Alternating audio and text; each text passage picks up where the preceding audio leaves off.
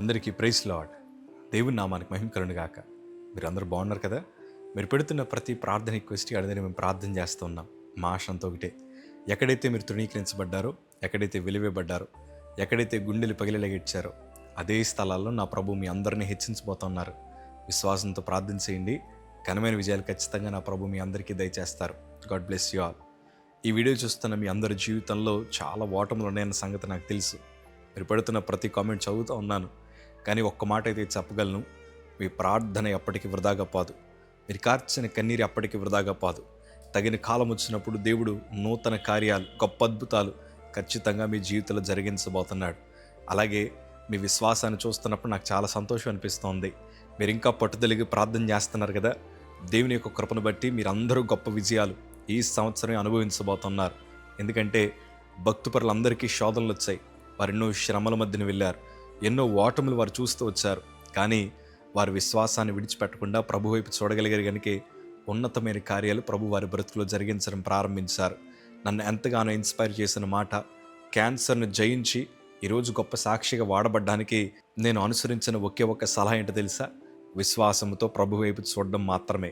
ఈరోజు మీరు కూడా విశ్వాసంతో చూడండి. దేవుని వాక్యంలో నాకు చాలా ఇష్టమైన మాట, హెబ్రీయులకు రాసిన పత్రిక 11వ అధ్యాయము 33వ మాట చదవగలిగితే, వారు విశ్వాసము ద్వారా రాజ్యములను జయించిరి, నీతి కార్యములను జరిగించిరి, వాగ్దానములను పొందిరి, సింహముల నోర్లను మూసిరి, అగ్ని బాణములు చల్లార్చిరి, ఖడ్గదారులను తప్పించుకొనిరి, బలహీనులుగా ఉండి బలపరచబడిరి, యుద్ధములో పరాక్రమశాలులైరి, అన్యుల సేనలను పారద్రోలిరి. దేవుని వాక్యం ఎంత అద్భుతంగా ఉందో చూసారా? ఈ అన్ని విజయాలు వారు సాధించడం గల కారణం ఏంటో తెలుసా? వారు విశ్వాసముతో ఉన్నారు. రాజ్యములను జయించారు. రాజ్యాన్ని జయించడం చాలా కష్టం. ఈరోజు మన మనస్సును జయించలేకపోతున్నాం. మనకుండే అలవాట్లు జయించలేకపోతున్నాం. మన కుటుంబ పరిస్థితులను జయించలేకపోతున్నాం. ఆర్థిక ఇబ్బందులను జయించలేకపోతున్నాం. నిరుద్యోగాన్ని జయించలేకపోతున్నాం. పరిస్థితులు ఎట్లయిపోయాయంటే అన్నీ చేదాటిపోయినట్లు కనిపిస్తున్నాయి. కానీ ప్రియ సంగమా, మీరు విశ్వాసంతో ప్రార్థన చేయండి.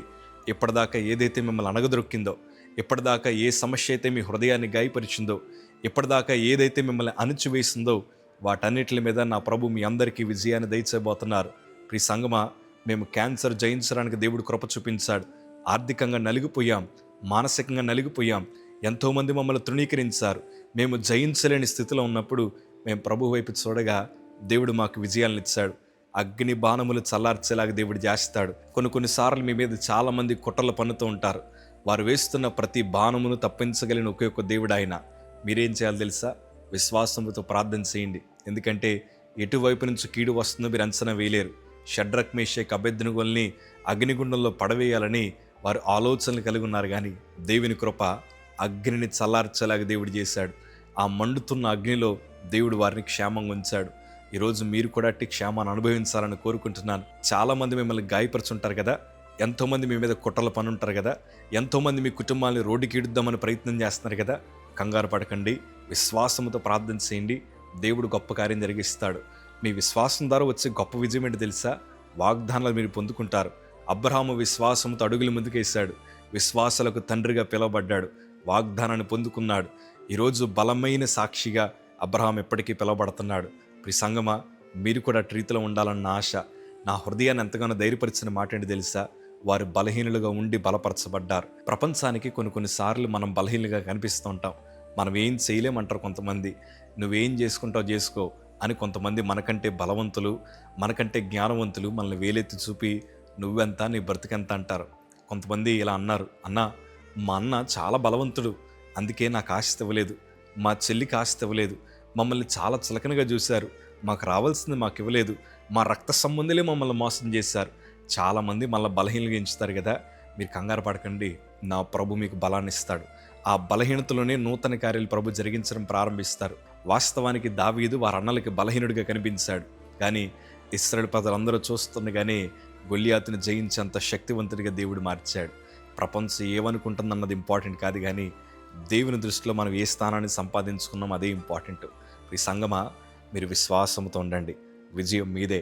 ఎందుకంటే విశ్వాసం లేకుండా దేవునికి ఇష్టమే ఉండటం అసాధ్యము. నేను ఈరోజు విజయాన్ని పొందడం గల కారణం ఏంటి తెలుసా? ఈరోజు సాక్షి అనేక ప్రాంతాల్లో నిలబడ్డం గల కారణం ఏంటి తెలుసా? మేము విశ్వాసముతో ప్రభు వైపు చూసాం. మీరు కూడా చూడండి.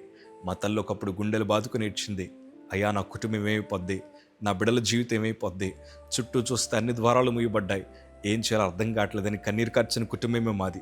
కానీ ఈరోజు మీ అందరి ముందర సంతోషంగా ఇలా ఉండంగల కారణము విశ్వాసంతో దేవుని వైపు చూసాం. మీరందరూ సంతోషంగా ఉండాలండి, మీరందరూ బాగుండాలి. ఓడిపోయిన చోటే గొప్ప విజయాలు మీరు సాధించాలి. ఒక దైవజనుడిగా నా ఆశ అదే.